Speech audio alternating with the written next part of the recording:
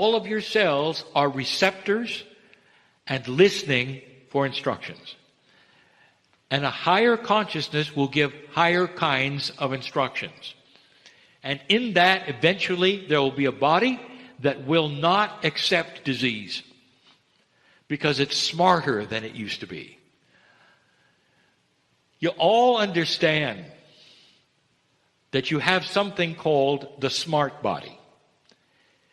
And again, I'm going to give you the example of how consciousness works, like homeopathy. You accept homeopathy.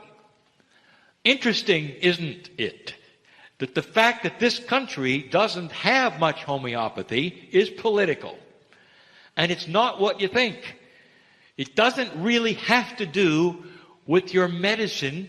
It has to do with what happened with the English. When you became Americans and won that war, by the way, you did, you threw away everything European. You threw away their accent, you threw away their medicine, you threw away their religion. You didn't want anything to do with the Church of England, on and on. And part of that was homeopathy. And today when you go to Europe, it's everywhere. And here, it's nowhere. Let's talk about that. Not the fact that it's it's anywhere you want to find it, dear ones, in your country. You can find it. But the idea of it, it's a conceptual idea that works with the body. Again, we tell you this.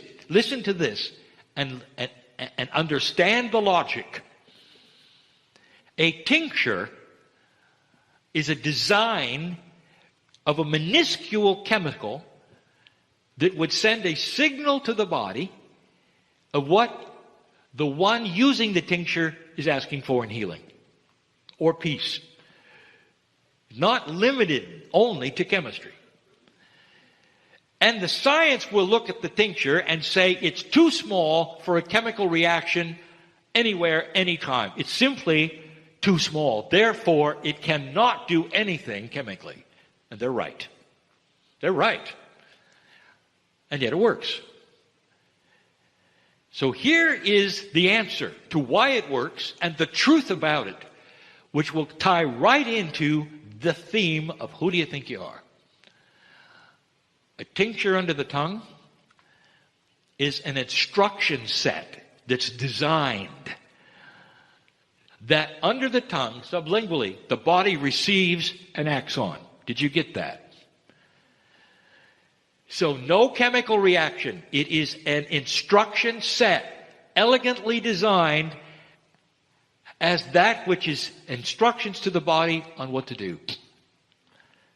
And then the body does it. And homeopathy works. All right, turn the page. I've just shown you something. I've just shown you proof. The body is listening. The cells want instructions. And you can do it several ways. And one of them, proven, is homeopathy. And the other one is with consciousness.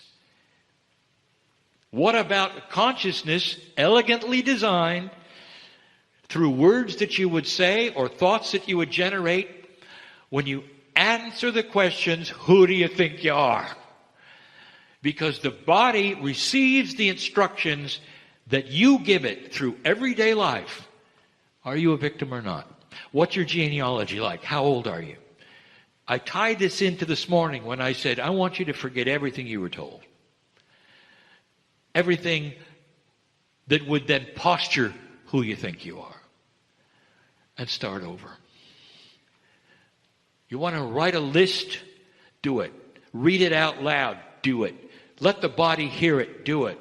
I am an ageless human, magnificent, here on purpose to create light. My genealogy is controllable and programmable. And I give it instructions daily. And you go on from there. The things that happen in my life, I have brought to myself. And now, in that I understand it, I will no longer bring negative things into my life. What are your weaknesses? Don't list them.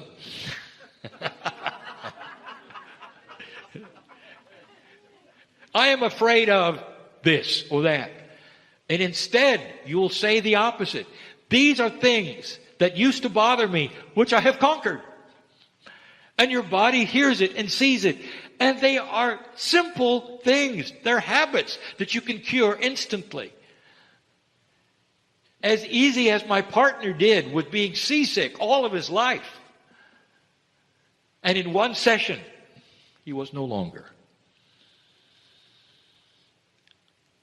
Dear ones, this is the power you have. And it's not simply about ridding yourself of some awful disease.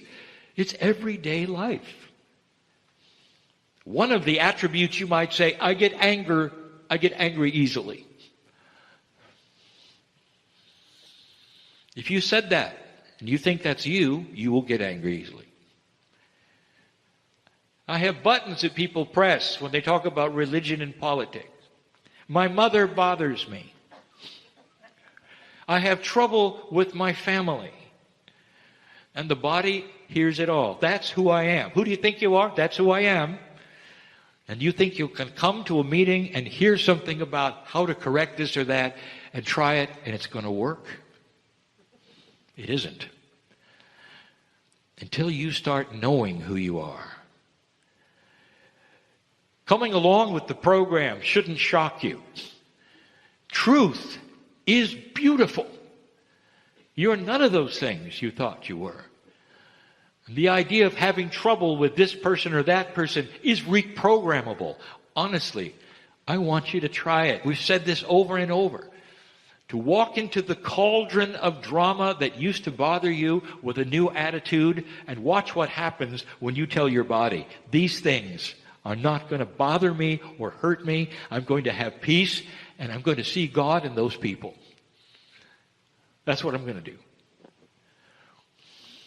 And it takes practice, doesn't it? But it works. Have any of you noticed that when you start doing that, the people that bother you leave? Because they're not getting the reaction anymore. If they can't leave because they're related, they stop bothering you. Because they're not getting the reaction anymore. You've disconnected the button. And so you can stand there and start erasing the things on your list. This person bothers me. I can't do this. I can't do that. And pretty soon you see you have a clean slate of magnificence. And you start to realize, I'm in control. I really am in control. And then you can start talking to yourselves, and then you can start doing the things that we have told you about over and over that work and they work and they work. But you can't just walk in as a victim with diseases, knowing their genealogy is awful, aging badly, and expect to plug in these things and have a miracle. Is that offensive to you? Or does it make sense? The biggest one, I said 4 times already. I am born magnificent. I'm here on purpose. I'm here for a reason. I can manufacture light. If there are enough like me on this planet, we'll all manufacture light. And the whole planet is going to change. What about that? Maybe you came here today to hear that. Who do you think you are?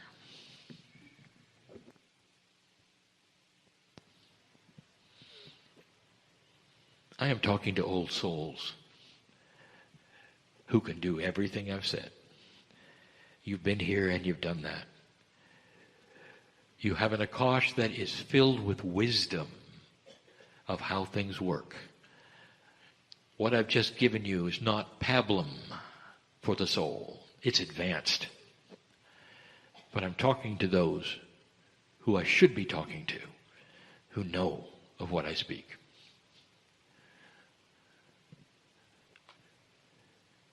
I'm in Kryon in love with humanity. and so it is.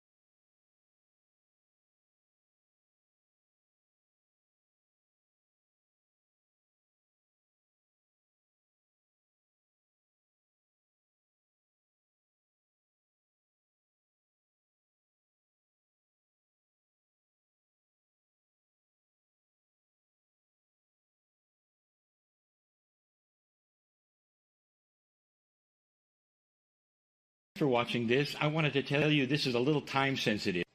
Greetings, dear ones. I am Kryon of Magnetic Service. It's not just symbology that the 1-1 is a new start. There are many ways of interpreting the numerology of the 1-1. One way is this: it's always the same master number, 11. And 11 is indeed enlightenment. So you might say that every single first of the year, every single 1-1 event, if you have one, is going to have the same kind of an energy. And that would be a start, a new start. It's a 1. Not only new beginnings, it's a double 1. It's also, of course, a master number, which means that it is very important, more than just regular numbers. There are some numbers, however, that stick out. One of them is a 5. You will probably hear more about that later, and that means change. This last year, 2020, is a year that we have spoken of over and over. My partner has been questioned about it, and it's because of what you know as the virus. There will be those in the future who remember 2020 very, very vividly, stick in their mind for the time that everything changed. We have told you in the past, many channels, about what this has meant and why it has occurred and why now. We've also challenged you to think about this, that this particular virus, the way it was treated and what occurred, is really out of place. Viruses have been here for a long time, some of them very active, some of them very dangerous. You've had some of them, and you know even their names. You have up to 20,000 people in the air all of the time flying between countries. What are the odds and the chances that you never had a pandemic until now? It's completely out of place. It's counterintuitive to everything you had in place or you've experienced. Your planet has been ripe for this all along. And yet this was the year, this 2020 year. And it started early, and now it's ending. People have said, Kryon, if you could see what's in the field, what's next? And I'm going to give this year a name in a moment. And the name I'm going to give it will tell a lot, because of what I'm going to tell you is in the field. The first question so many ask is, say, when is it going to be over? Because even as we speak on 1/1, it's still there. The answer is, in 2021, indeed, the light will come on. The end of the tunnel will be revealed. There will be more issues. There will be more conspiracies. There will be more difficulties. But eventually, you will have a new normal. That's coming, dear ones, and you know it. If you take a look at the astrology, which almost always gives hints with human consciousness, human activities, a roadmap that you can either look at or not as you choose, you take a look at the months of March and April as almost a coming out party from 2020. So those are the times I'm predicting. It will start then making the change from the old normal to the new. And the new normal is going to really be something, dear ones. You've learned a lot in 2020, and so far you really don't know what you've learned because you haven't seen the discoveries you'll make. And the discoveries you're going to make are multiple. When you stop the world and you stop economies and you change everything, it starts to expose things that never were exposed. Because when you stop that which always was and always worked a certain way, those kinds of things seems to float to the surface, especially when you have a civilization that talks among themselves on a regular basis. We talk about social media. We talk about the ways you communicate where very, very little can remain secret. And here come the secrets. This was happening all along, or that was happening all along, but when you stopped it, you didn't see it, and now you do. And your reaction will be, it's got to change. You've already seen some of the changes and some of the reactions and some of the civil unrest of things that are already in the works that will not then go back to the way they were. Dear ones, there are a lot of things that are going to change now and stay changed. This is good news. All because of 2020. One of the biggest ones, the beginning of the revelation of the virus. How it came to be. You still don't have the story. Not the real one. What happened after that? Was it treated correctly or not? Will you do the same thing the next time? Is a full lockdown what you should do, or should you simply protect those who need protected? All of these kinds of things will be a revelation. Wisdom. The way to work it again if it happens. It will imprint some people with fear. Get ready for that. I've said in the past that there will be those who will wear masks for the rest of their life because now they're afraid of all things, every germ, every bacteria, because it has had that imprint on them, and they've lost friends because of it. This is something that's going to carry over in a way that counselors will be working with for a long time. But the biggest things that you're going to see are the revelations of truths you didn't know. I have said this before, and I said it when this first began. Governments may change because of what you're going to find out. Secrets being revealed. Dysfunctions starting to show. You might say there's dysfunction everywhere all the time, and it's going to continue. That is what is going to be revealed as different. You're going to want solutions. It's a time of solution. But the name I'm going to give for this year, I always name every year, dear ones, is revelation. I sat in a chair in 1999 in December and named the year of 2020 the year of change. This 2021, is going to be the year of revelation, as you'll see. There's going to be a lot of good things that will reveal themselves, not necessarily to be good as they be revealed, but as good because of the solutions you're going to make. A lot is going to come out of COVID that you didn't expect, that will change this planet. This happened, dear ones, after 2012, during the new energy, during a new consciousness, so that you could see things finally for what they were and make the appropriate adjustments. Consciousness is starting to raise, and regular humanity is starting to raise the bar of what they will want and expect and create, throwing away what doesn't work and keeping what does. It's a good time to celebrate this new year of enlightenment. And so it is. Hi, everybody. Thanks for watching this. I wanted to tell you this is a little time sensitive.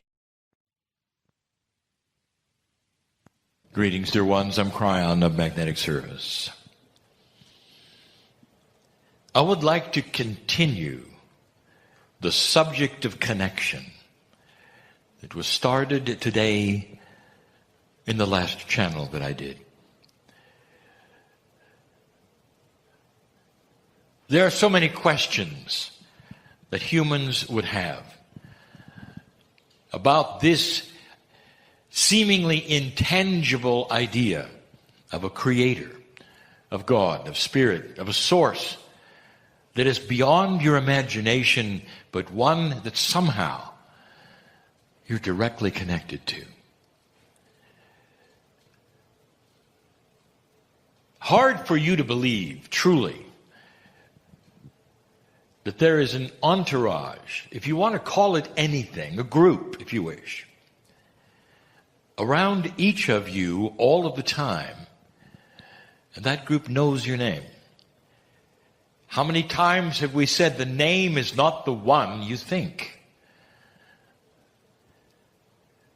The name is of a soul group. The name is bigger even than you can imagine. The name itself exists in light.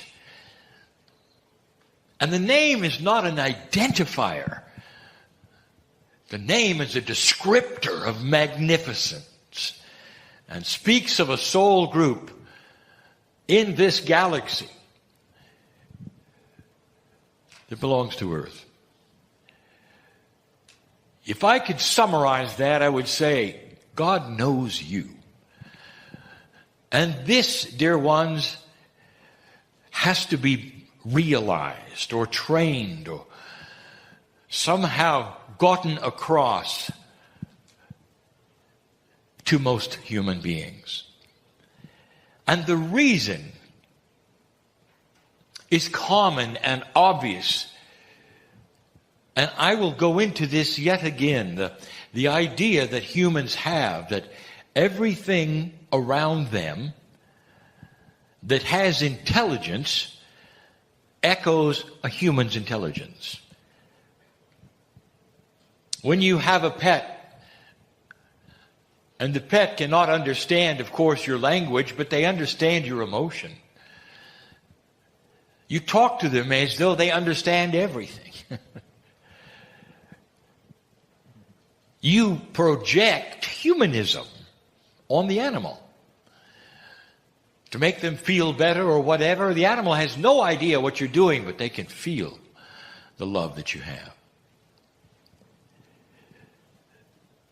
Dear ones, that's the human looking down. But when the human looks up, we have told you before, an issue occurs. I'll call the issue God in a box. And the box is a human box that God exists in. For then the human projects everything that is human nature onto the Almighty. And God then is portrayed simply as a superhuman. But that human somehow has anger and disappointment and judgment, as well as love, of course. I've told you that every civilization on this planet has done the same thing. Yours has as well. I've also told you, you are number 5. You are also the civilization that would be present during the precession of the equinoxes and make the change. Other civilizations before yours have gone through similar things. We don't speak of that yet, because most humanity doesn't believe anything happened before them. Before the 6,000 or 7,000 years that you're told you've been here, when actually it's more like 50 to 60,000. Would it shock you if I told you that some of the inventions you have, the marginal ones, but important ones, such as electricity, was not only present early in your civilization, but in the civilizations before yours? And the reason, because it's easily discoverable. Nature produces it. And anyone watching and looking and interested with an inquiring mind will discover it eventually. So you're not the first. And it leads to things which I'll mention in just a moment. But what I want to tell you is that you still have a model for everything, and it's you. Communication is interesting with humanity. Let's talk only about your civilization and what happened when. So interesting. You think you're so technical. You are. What if I told you, however, that long before the telegraph or the radio or the telephone, you had a system of communicating at the speed of light 20 miles at a time? You may laugh. All they had to do was climb a mountain and give smoke signals to the next mountain. Communication at the speed of light 20 miles at a time. One mountain would talk to another, would talk to another, would talk to another.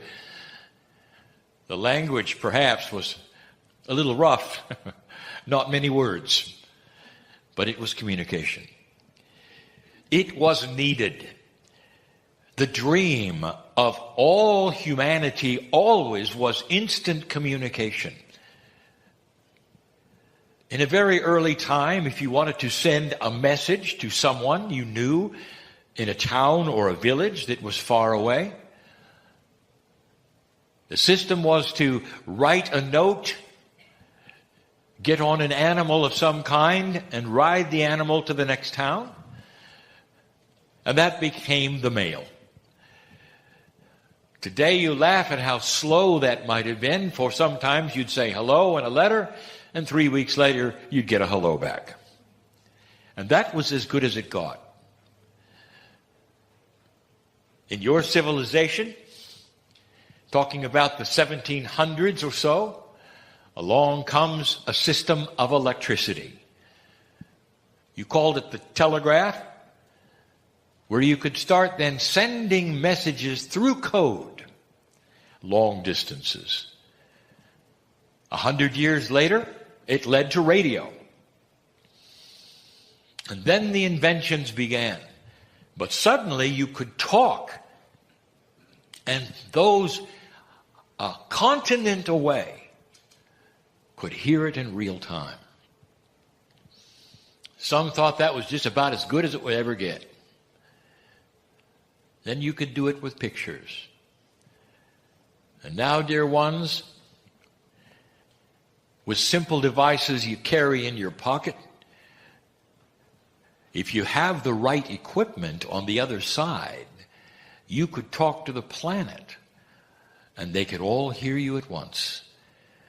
The secret, of course, is having the correct equipment, the correct connection, and that which is needed in today's world with that which you call the net.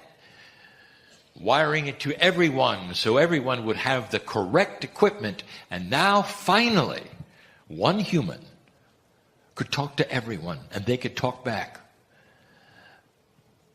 That's how far you've gone. But even today, you didn't extrapolate that technological improvement onto God. Do you realize that? You're still sending letters. Now you might say, well, wait a minute. That's not true. I can pray and I know God hears me. Yes, but dear ones, you've always felt it was one way. Because you never felt that God could hear you enough to give you an answer immediately. It was either passed down somehow or realized in some fashion or got dysfunctional somewhere along the way. I mean, the Greeks were doing it. They were sending messages through prayer to their gods who they made dysfunctional so they would be more human. In other words, it continues even today that who you are as humanity is then placed upon God. And this idea of God in the box is as follows. There's no technology yet high enough to have a real-time communication with Spirit or God, where you could have a back and forth message at the speed of light. It simply is not acceptable. Most of humanity has to go through some kind of an interloper that translates because they have the ability or the training or the gifts of being able to take your message and get it to Spirit and then have it come back in a certain way. We told you this morning that it gets even worse than that because it's often accompanied with steps of achievement or even funding in order for you to get a message, a connection to the creative source. Dear ones, this is truly understandable because this is the only model you have, and that model is yourself. And so if there's an almighty God someplace in a box somewhere, in order to get that place, wherever it is, there has to be all manner of things that you do in order to achieve that communication. We told you this morning that truly you've got the equipment already inside. And that communication is instant. You had that even when you were sending letters with animals and riders. You had that at the beginning, but you didn't understand it because you simply applied it to the way you communicate. What's interesting is as you got a communication that was as it is today, you didn't then update it and think, well, maybe the Creator has inventions as well. And even today, for most humanity, it is difficult to speak directly to the Creator. My message is this. We're going to continue just a short amount from the idea that you have and always have had the correct equipment and connection and net or whatever you want to say it in order to have 100% speed of light connections beyond speed of light to the creative source, because the creative source knows you. Another interesting thing about mythology, spirituality that humans have, you have no trouble at all, truly, believing that God can hear every human being all at once through prayer. You, by the way, then put this on to a mythological creature that you have who can do the same thing, and that's Santa Claus. No matter who you are as a child, Santa can hear all of the requests at one time. Of course, you did also place the other thing on Santa Claus that you placed on the Creator. You better be good, or you don't get the present. You see where you go with this. You don't really go all the way. Even if you believe that you can communicate, there's still the idea, what does God think about it? Is it possible that spirit can be frustrated? The answer is no. That is a human emotion. Anger, no. That is a human emotion. Well, wait a minute, Kryon. You said that spirit can have compassion. Isn't that a human emotion? No, dear ones, that's a creator emotion that you get by being a human. Love, compassion, benevolence, beauty. What you studied today in coherence and putting things together, all is from the creative source. Humor, from the creative source. The creativity of music. The idea of harmonies causing emotional effects and sending you into coherence right from the creative source. And all the other emotions that you dream up or you have, dream up in that you paste them on the Creator, is something you have, not the Creator. Now, where am I going? Once you get to the place where you realize you don't have to climb stairs or go through someone else, that you can sit in your chair, magnificent, and say, Dear Spirit, I know you're with me. Dear Spirit, I know you're here. Dear Spirit, I expect benevolent things in my life, and things start changing. Once you get to that stage, dear ones, you simply threw the switch. Because from now on, you get real communication and results. Let me begin with just one or two things. God is not in a box. Let us say, for instance, you are a healer. And for so many years, you've had the gifts and the tools of healing. And let us say, for many years, there has been frustration because they either don't work well or they work too well or you cannot control them.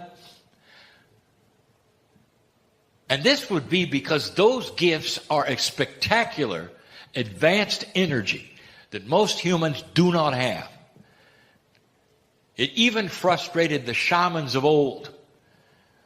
That sometimes the healing occurred and sometimes it didn't, and that got them in trouble because those around them expected certain things in linearity, and that's not what the gift does.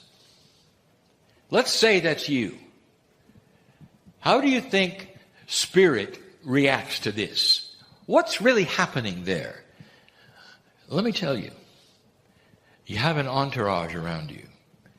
And every single one of those loves you dearly, knows your name, knows the soul that you are, and is watching you flounder. Because you think God's in a box. Even if you believe you can communicate, you don't think God cares enough to work with you on the issue. And in that sense, you might go a lifetime or decades with an entourage around you begging you, why don't you just ask and work this out? Because you are in communication. The line is open. The switch has been turned. And all you think is it's good enough to talk. You don't understand. It's good enough to resolve things that are multidimensional. It's good enough to change your life. But you've only gone to first base, as they say. You just threw the switch. Now you can talk. What if I told you this? That box you think God is in is inside you. Right now, to that healer, I will say this. You have the ability to work on this and design your gift. So all it creates is consistency, benevolence, beauty. That you can control the things that are beyond that which you thought were controllable because they were multidimensional gifts and others didn't have them. You thought they just were, didn't understand. You are the designer. They landed in your lap so you could design them. Imagine the cook somehow getting all the ingredients falling out of the sky. And there they are with all of the ingredients around them. And they're so frustrated that the ingredients don't make sense. And then suddenly somebody informs them, well, why don't you cook them? And they go, I can do that? And so the ingredients then become that which go into the meal, which then makes sense, and that is nourishing. But you never thought about cooking them. You never thought you were in control enough to design the pieces and the parts of the gifts you got. Every healer on the planet should know this. Not too long ago, we gave you a message that if you are a healer or you have any kind of gifts that are above that which you would call 3D or even 4D, that they're going to increase. That in this light-dark relationship, suddenly you're going to find yourself with an increased potential, and you're going to see things you never expected, double, triple, even more. Did it ever occur to you it might be nice to control them? Or are you just going to let them fly away? Or come out at any time? That's what would happen unless you understood the beauty of the design that you have around that which you have as a beautiful gift. Okay, Kryon, you got my attention. I'm a healer. Would you give me something practical? How do I design it? How do I cook the meal? Dear ones, you have got an open communication with an entourage who knows your name and sits there when you're asleep looking at you. I want you to have a communication. Dear entourage, dear spirit, thank you for these marvelous gifts. It's time for me to design them.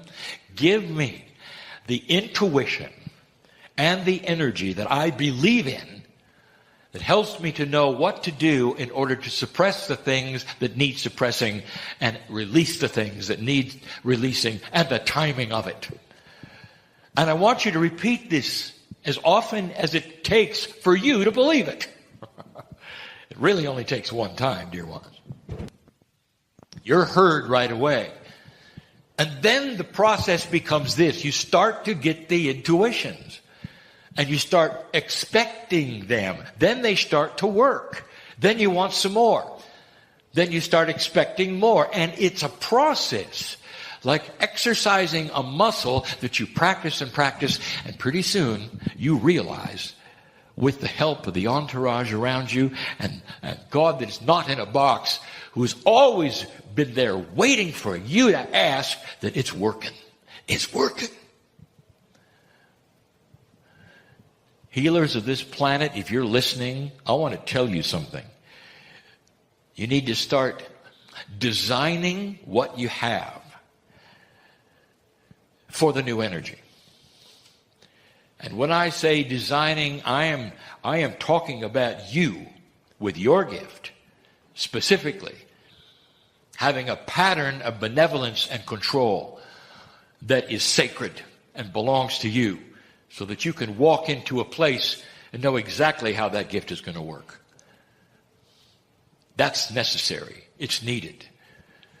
And it won't work as long as you think that all you've done is thrown a switch and that God isn't looking. Spirit knows you so well. Whoever you are sitting in this group or listening to these words, I have news. That there is a pattern for each of you to help you drop the fear, to help you advance in things that you didn't think you could advance in, to get control of your biology. All of these things have your name on them. It's not too much for Spirit, dear ones, to do this to millions at the same time.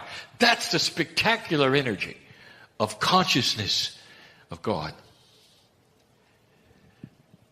Don't limit what you think is possible just because you don't believe you're in touch to that degree. You are. That's the invitation. If you think God is too far away to hear you, it's going to be an issue. But if you think you can whisper and be heard and loved by the eternal creative source, then you're on the right track. Dear Spirit, help me to shape my life in a way that's going to work because you know me better than me.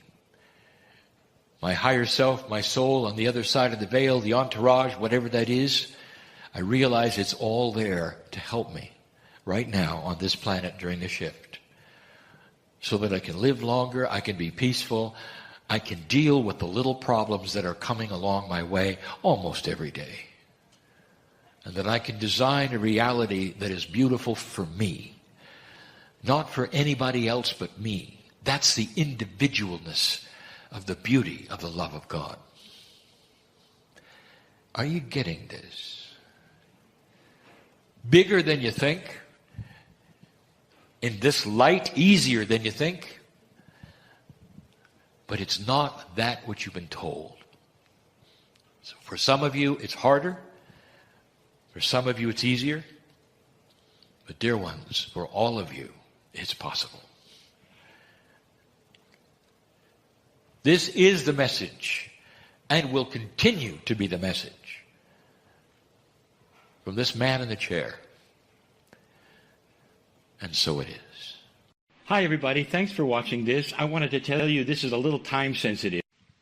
Greetings, dear ones. I'm Kryon of Magnetic Service.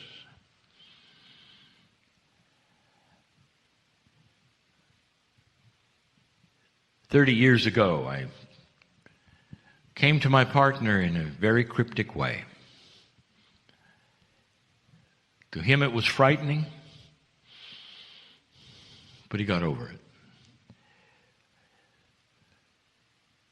There are those who would ask the man, the engineer, what was the turning point? When you had all of the logic that said this could not be.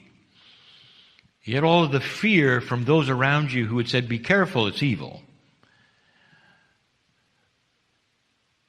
And yet you went anyway. What was the transition?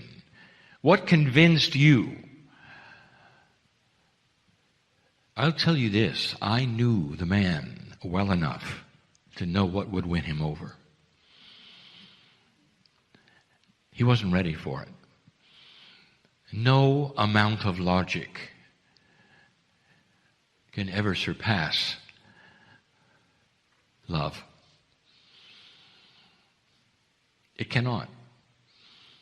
And when he sat in the chair over and over, he had the most amazing love wash he had never had before, ever.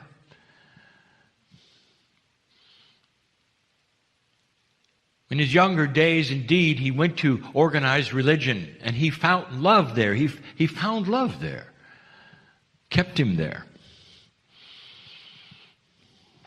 But he never experienced anything like Spirit could give him. When he sat in the chair all alone. And that's what convinced him above logic. Love has no logic. Dear ones, you can't explain it. And we've said it before. It's kind of funny to think about it. Two people, one staring into the eyes of the other, they're both taking a deep breath, and one says finally to the other, I love you. And the other one says, what do you mean by that? Would you explain it? And you don't. You can't. And you wouldn't. You all know that even human love has attributes that are so beautiful. It can cause anxiety at certain levels where you cannot sleep at night. There's too much love. Falling in love is the most beautiful things that humans can do. And you can do it with each other, and you can do it with an animal, and you can do it with God. Falling in love is almost eyeball to eyeball. It's a relationship that you have that you can't explain. You can't explain it.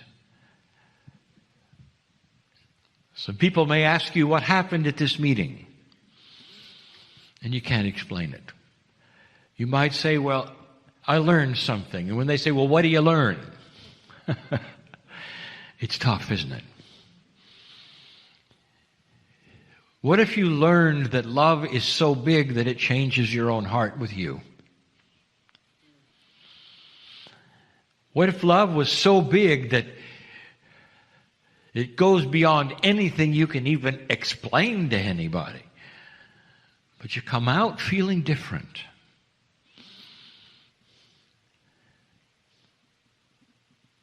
What would happen if all of a sudden you found that you had something that you never thought you had before, that you were loved in a way you never thought you were loved before? You'd take pause, perhaps. You'd think about it, and some would even weep in gratitude. It's not that God loves you. I'll tell you about oneness yet again.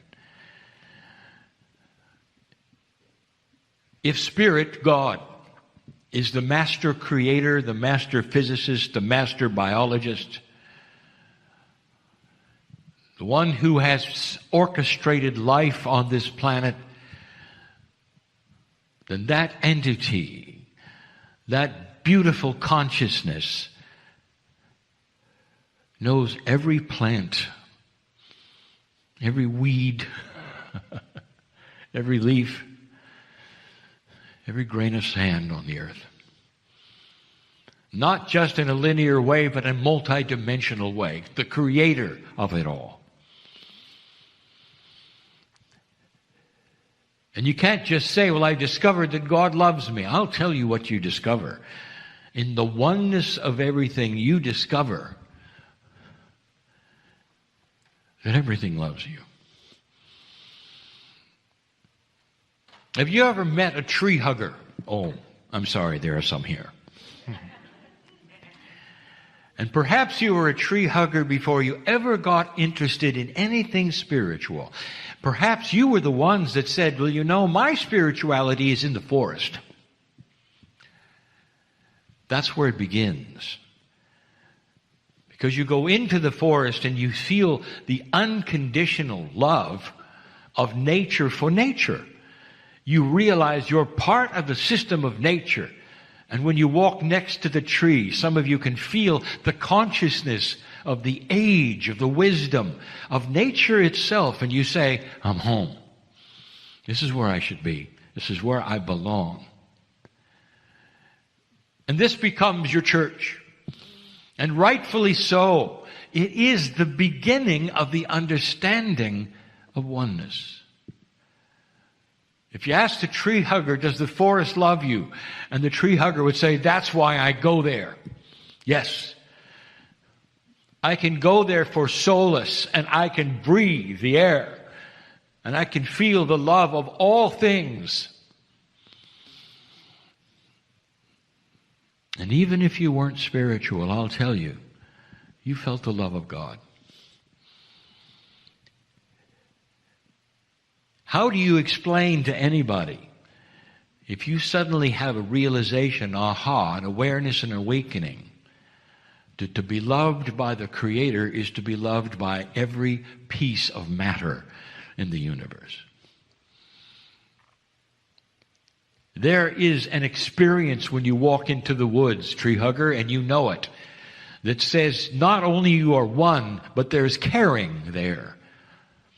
The caring is that you are part of the system. And the forest does not then point at you and say, stay away, you're evil. The forest welcomes you. The trees breathe and they give you oxygen. One of the most amazing experiences to walk into the rainforest. We've said this before, the greatest creation of oxygen comes from that which you call moss. There's more of it growing than there are leaves. And it coats the trees in the rainforest. When you walk in there, you feel so good. You are over-oxygenated. That's what you're feeling. Why would they give you so much oxygen? Dear ones, this is the lifeblood of your system. You oxygenate when you walk into the forest. The trees are greeting you in a certain way that says, you're welcome, you're welcome. And if you could at least begin to transfer that in the civilization that you live in the culture that you live in, even if you're mid-city and you cannot see bushes or trees for a long distance, even if your feet cannot touch dirt and they're only on cement, I will tell you this, that you can be in the forest. Because the very air that you're breathing came from the trees and the moss who say, I know you, I love you. And you are one with all things. And that is part of the creative source. Can you understand oneness to the degree that to be loved by God is to be loved by every piece of matter anywhere?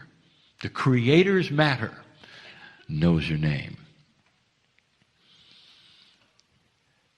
And this is why we had said so many times to those who look at God dimly through a glass in an older energy and paint a picture of what they understand from only their own experience, God then becomes a parent. And the only examples they've ever had of parenting is their own.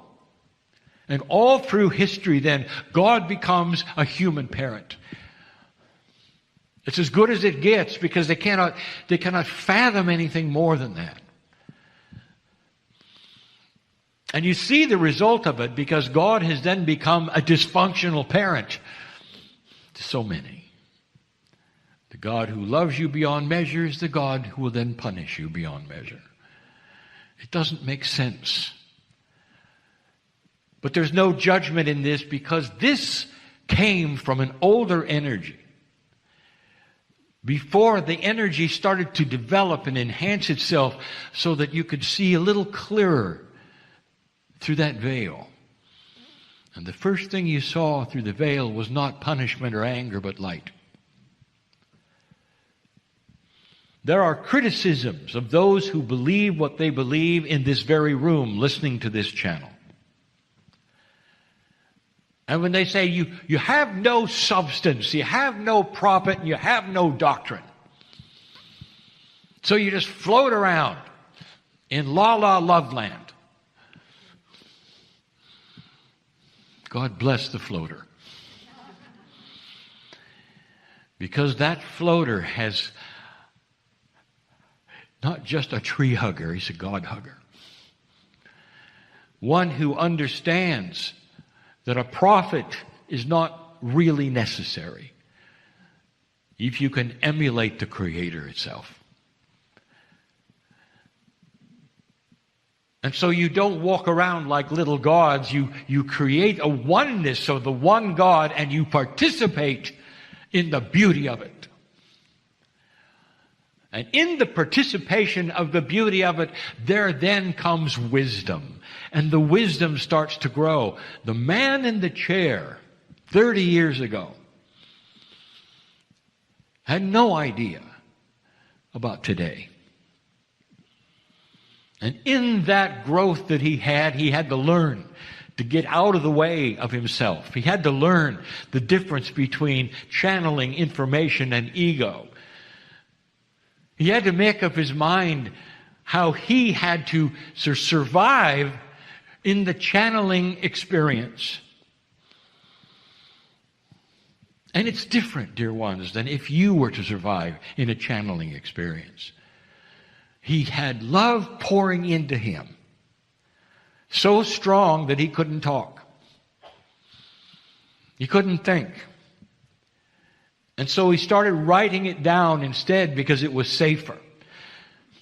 He was afraid of what people would think. He made finally the books he had, and he made his name small enough that no one could see it, and he put it on the back. That was fear. It took him years to go beyond that. The human has to get out of the way and practice getting out of the way. And it takes practice over time. But I'll tell you what happens. The body starts to understand what you're doing. Dear ones, as you sit in front of me, are you aware that if you start the progress and the process of progress, of enlightenment, the body knows what you're doing? Every cell was made by the Creator. The patterning of the Creator is in you. Your innate knows who God is and your higher self is. All the things that you claim are higher within you are part of that creative source that you're trying to get to and understand better. And when you start the process, the body understands. And it starts to then give you an allowance for understanding. That's what happened to the man in the chair 30 years ago. That over time, he began to recognize the difference between himself and his consciousness and the pure consciousness that comes from the other side of the veil. And whereas in the beginning he was confused and had no idea, and his channeling was cryptic, didn't flow with long spaces, when he tried to channel in front of others, he sweat. So nervous, so anxious, working so hard. And then there was a time when it got easier and it got better for him. And then there was the time when he could finally relax and understand the difference. And then, a little over a decade ago, when I said to him in the shower, "Are you ready to go to the next level?" I could see his mind working and the great disappointment that he had when I asked him that, because he thought he was at the highest level.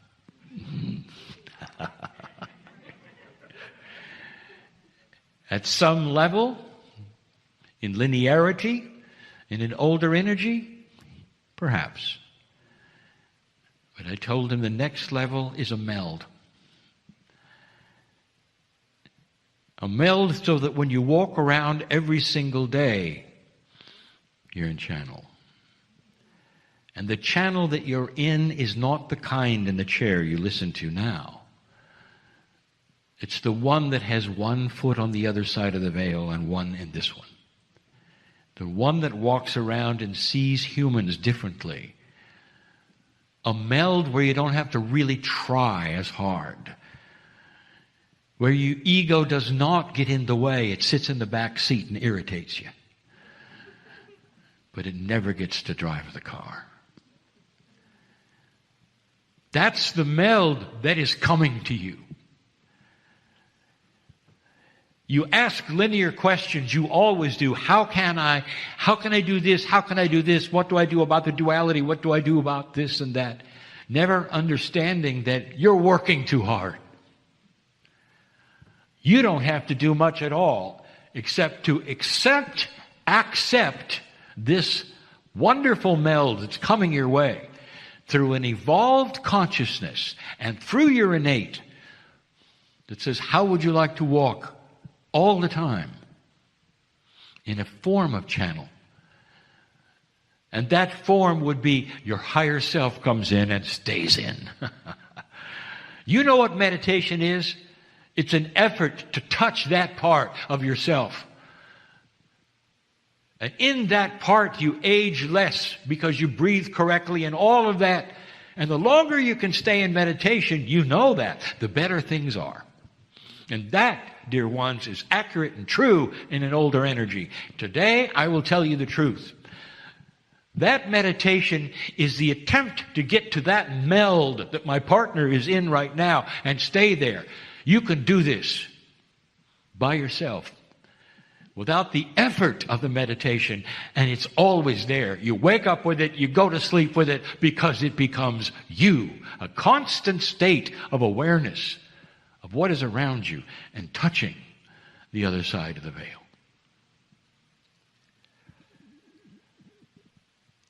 We have admonished those who call themselves New Age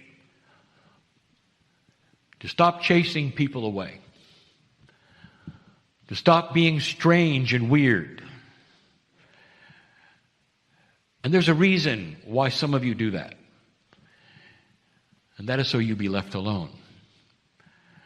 In your own way, to worship in your own way, to be your own spiritual person and not have those bother you. And now we have told you so many times, you accept this meld. You won't be weird. You'll walk around and you will look not only normal, but beyond normal. You'll have a love quotient, which is more than most have. And you'll be seen as loving and wise and safe to most people. The attributes of the masters who walked this planet is they were safe. People could approach them. They wanted to be with them. There was no competition of conversation. The masters of this earth had something in common, all of them. They listened. And when they listened, those who would talk to them knew they were getting through, and they were being loved every moment that they were being heard. This is the new human. The tree hugger doesn't have that not that much wrong with that, you know. That's almost all the way there. Without any spirituality, the tree hugger has it all. Now you add to that the knowledge of the spiritual soul that is involved, that you are. And now you know why the forest greets you. Did you know that Gaia was created for you? There are those who believe that humans are the worst things that ever happened to Gaia. You'll get over that, and you will learn the partnership as you stop polluting. But a truth that you should know is this, is Gaia was created for you. That's your best friend, this planet and all that it represents.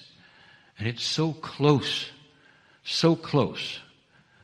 to the higher self that you want to touch. I close this message again with the knowledge that I'd like to give you and the wisdom I would like to give you. It says this: you are part of the system of beauty on this earth. You never, ever came to suffer. An old energy system will tell you that because that's all they knew. Be the ones to start something new. And that new something is self-sufficient God within, oneness with all things. It brings you to wisdom and a place of balance where anxiety and worry for you personally has got to get into the back seat. Because what you emanate in a meld with Spirit is beautiful and light-based. And that will be your normal. The pendulum is swinging from dark to light on this planet and illuminating so many things that are inappropriate. Let this be the same with you. And in that, you will see the inappropriate things in your own life, and you can drop them like a hot potato. You can go the other direction because you will be supported in that decision, and every cell of your body will know it. The trees will know it. The air you breathe will know it. Creation will know it. Let it be so. Leave differently than you came. And so it is. Hi, everybody. Thanks for watching this. I wanted to tell you this is a little time sensitive. Greetings, dear ones. I'm Kryon of Magnetic Service.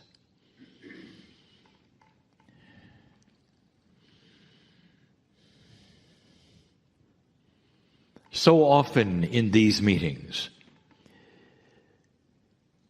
the end of the day is a channeling that is personal. It's often more for those in the group here live than anyone who might be listening. Indeed, those who listen will glean the energy, perhaps. Maybe there'll be some information that is new to them. I am so aware, dear ones, of who is here. Spirit knows who's listening, no matter when they listen. A year from now, 2 years, there is a potential of who is listening. Even now, I can tell you. It's in the future, but the potential is there, and Spirit knows the time is in this beautiful circle. But even though there is that, I want to speak to you here before me. Humans all. I have never been a human. There is enamorment, if you can call that, from this angelic source. Not just the love. I know how you tick. I know how you work. I know what you think. And that is why I'm here. To try to soothe the soul who wants to make up things, who wants to get involved perhaps in the dramas that are not even there. In order to help you across this beautiful time passage of the old energy to the new. My partner asked the question when he was fully aware that he would be channeling for the rest of his life. He asked me the question, why now? He said, why at this age? And I told him then there was no age. And it was the beginning of his teaching and his learning about his own body and about something that lurked within it, which is not understood but used so much by those who are sitting in the chairs. We have defined it in so many ways. We have put it in ways that split it apart and put it back together. We've given it numbers of names, but the one you know is innate. We've defined where it goes in the scheme of the 9. We've told you where it goes in the scheme of the 3. Innate is so special for you. And innate is something that responds to consciousness. Let's start at the beginning. Every single human has an esoteric body that is called the innate. Would you say it was biological? It is linked to your biology, so much so that you call it the smart body. Is it linked to spirit? Yes. It is linked to that which is your higher self and also to the biology of your higher self, the pineal. Is it part of your heart and brain? Absolutely. Does it govern things? No. What it does is communicate. And so the innate is the great communicator of your body. It helps give you information and it also receives it. The body itself has its own healing mechanism. We've told you about the health template. We've told you about the Genesis cells. We've given you information that the body stands ready to take information in through the innate. And then the innate communicates to the cells. The cells are always listening. And consciousness is the overview of all of it. Now, why I'm giving you this, which is a review, is because I would like to describe something that some of you are already doing. But it's so beautiful. It's an enhanced tool. In this age, dear ones, I'm going to give you information of an enhanced tool that you can use with innate.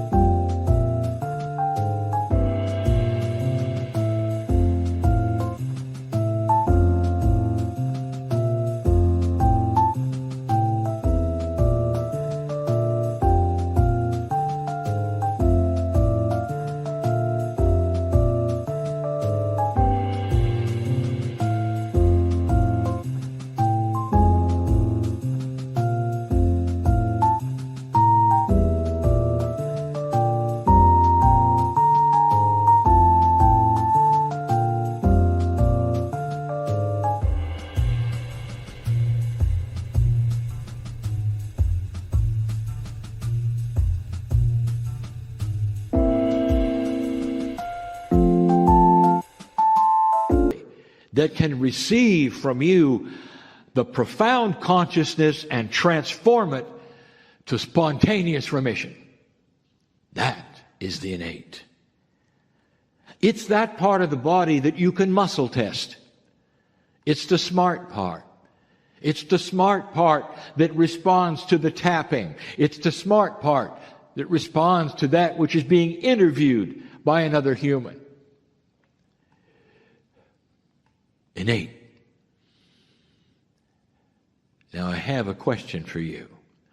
And it is a question that may be esoteric, but it has a very, very easy answer. The human being, biologically, may be out of balance. Perhaps that even creates a mental problem. Perhaps the human is in psychosis. Perhaps the human is so far out of balance that they've had to seek a healer of some kind. And there they lay on the table. Question: is the innate also unbalanced? The answer, as you very well know, is it's always balanced. The innate is connected to source.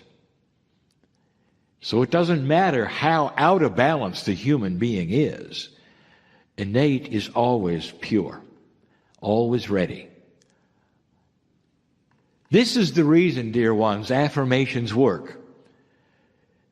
For even if you are seeking balance and don't have it in some part of your body or your psyche or your consciousness, the secret to balance has always been the fact that you have something in you which is always balanced. And that is listening, and will bring you back into that place. Whether it's health or mental or consciousness or fear. Now you know that when you open the meditation that you do, or you speak to God, you're dealing with another part of you which is always balanced, which is connected to Source and the higher self and the pineal and ready to go. This is the most beautiful engine of the human being that exists in you, because it is always balanced and always ready. There's two bridges. One is you to innate, and the other one is innate to spirit. Innate to spirit is always controlled by the energy of the planet. Did you get that? So if the planet is in a low state of energy, there's a veil. And as good as it wants to, innate can only go through that veil to the degree that you will allow it through the consciousness of the planet. That is shifting. So right away, I am telling you that the innate is able to cross that bridge through the pineal and the higher self to talk to spirit and get that which is what you deserve. Based upon the peace of God in you, the veil, as defined, is lifting slightly. It requires you, however, to cross the other bridge. And that's the one from you to innate. That's the hardest one. We've spoken of it before. It requires that you cognize the system. Simpler words. It requires you believe it. And that is difficult because that has not necessarily been taught in this particular way. How many times have you heard in order to get to God, you've got to suffer a little? You just broke the bridge. How many times have you been told that you better get on your knees because God is up there and you're down here and you're not worthy? Well, if you believed it, you just broke the bridge. The bridge expects you to understand there is magnificence here. To raise up out of your seat, to be proud enough to say, "Dear innate," and then state who you are. Give the affirmations, knowing that you're worthy. Because you have inside you God. The energy of what you would say is the Christ itself is in you. This is taught here. It's written on the walls here. And maybe that's why you're here this day. To know that God dwells in you to such a degree that the bridges can be built so easily. But that's not what I want to tell you. Question. If a human is out of balance, is innate out of balance? No, innate is perfect. Innate is pure. And so item number one, you can heal yourself through innate. But this is the question that has been on the minds of healers for so long. And the question is that if your innate is in balance, can you somehow transfer that to an unbalanced human being? It's well known that it is difficult for any human to muscle test someone else with their muscles. Can you muscle test with your innate someone else? The jury is still out because you're not really asking the right question. Let me tell you something that healers know.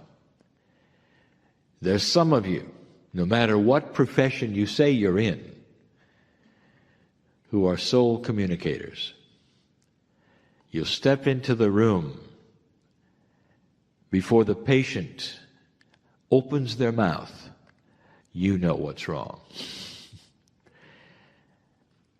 Medical intuitives can look at a human being and know what's wrong. By the way, they also can see what's right, because they see a picture.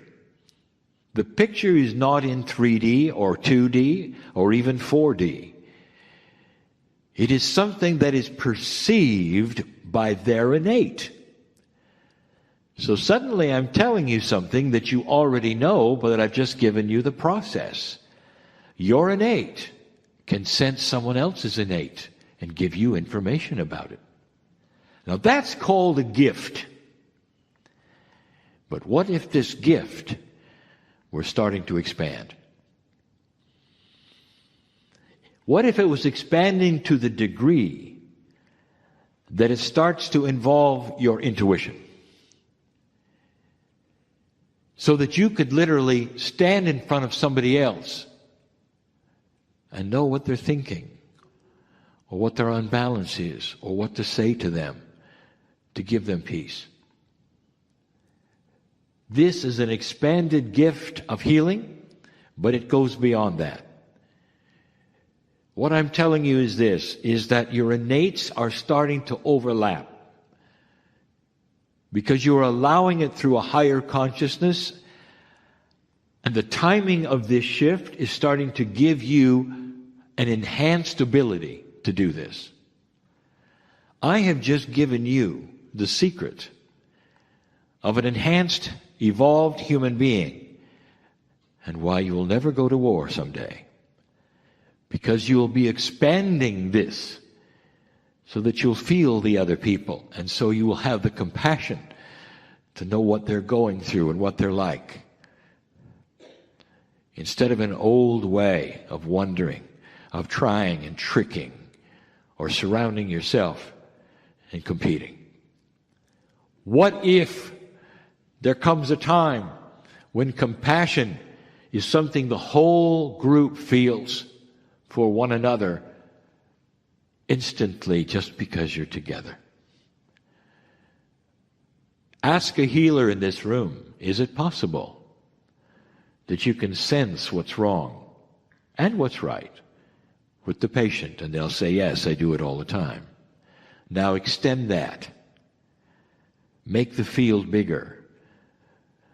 If you don't think you've had the gift, I will tell you it's sitting there waiting for you to cross the bridge.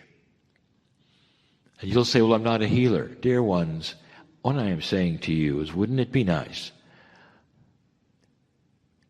to feel what the other person next to you is about, so that you can give them the right information, so you can give them the right emotions, so you can create coherence together. You're not muscle testing your innate for someone else.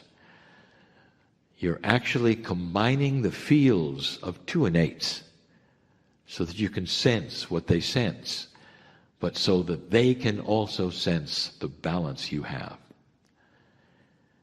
It helps the healer to know where to go, what to touch, what to say. It helps the medical intuitive to identify and help heal. What if it stopped being an extraordinary gift and instead became common? It's happening. Healers in the room are going to hear it in a way they've never done before. They're going to have an enhanced feeling of their senses. They'll be able to know things that they haven't known before, because the senses that they didn't think were involved suddenly are. Some will smell it. This is an enhancement of a human being who will start to evolve with everything you have. But the best one that's coming is the combining of innates in such a way that there is understanding and communication and compassion between souls. Do you think that would help you in the workplace? Oh, yes. Do you think it would help you understand your boss? Not just understand, but be compassionate. In order to give that boss balance, understanding, productivity, because of that. Do you think it might help you with your children? Oh, I have something to tell you about your children. They already have it. That is why some adults don't want to be with certain young people at a certain age. Did you know that? Because those young people look right through you. You know what they're thinking. You're exposed. They already know. Some of you have experienced this. It's an uncomfortable feeling, isn't it? That's what I'm talking about. But they're not looking at you in judgment. They're looking at the compassion factor. Do you think it could help you in relationships with your partner? I know who's here. Listen. Do you think you have a partner you've distanced yourself so far from that there's no hope? I know who's here. Listen, I know who's here. I want to tell you that that spark of compassion is still there. It still is there. To be able to combine that, if you choose to, with understanding and peace, it's like reaching out and holding their hand for the first time. Because that's pure. And that's possible. It's new. It's part of the evolution of humankind. I have seen this before. Dear ones, there have those who have had a question that really hasn't been asked.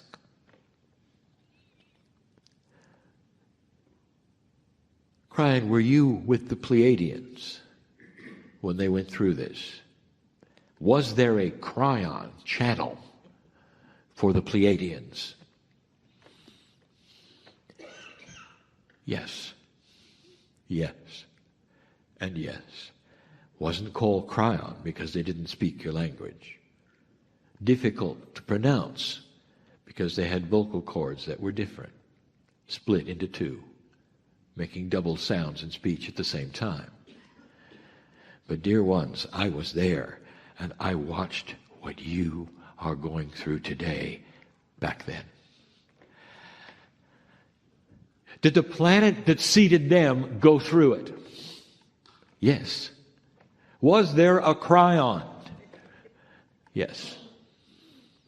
What I'm telling you is this. This is beautiful. There is precedent. It's not new. I have seen it. All of you have free choice. And the free choice just tempers whether you believe in the bridge, whether you'll use the bridge, or how quickly you'll understand the bridge. But the bridge is there. It's there to be crossed, just like for all of those races on the other planets before you. Biology, a little different. Humanoid, yes. But dear ones, the innate was the same because it's connected to spirit. God is God. And they had the same God that you have. That's why their graduate planet was so beautiful, because it exemplified that love that you feel right now. The seed that was put into you by the Pleiadians to give you 23 three-dimensional pairs of chromosomes and one multidimensional pair, number 24, is the Pleiadian. And that is the same God that created this planet. Is in them, is in you. And the one that helped create this beautiful ground and the village that you're in. I've seen this before. And all I'm telling you is this is the beginning for old souls of a new time. Question, is it too new for you? Will you cross the bridge? Will you wait till you come back when it's easier? Or will you take the gauntlet that I've thrown down to you and said, what is age? Do you have any idea how your body is designed? If you had an idea, it's not designed to age. Are you aware of that? It rejuvenates itself. That's not a body designed to age. And the only thing that ages you is that DNA which is only working at about 33 to 34%. That makes the replication of your cells less than it should be. Where the telomeres start to shorten instead of staying the same length. That is changeable with the bridge. You cross the bridge, you start talking to innate, you give it instructions, stop aging. And you can watch it in the mirror. You can watch your friends who don't have this information that you wish did and won't have it.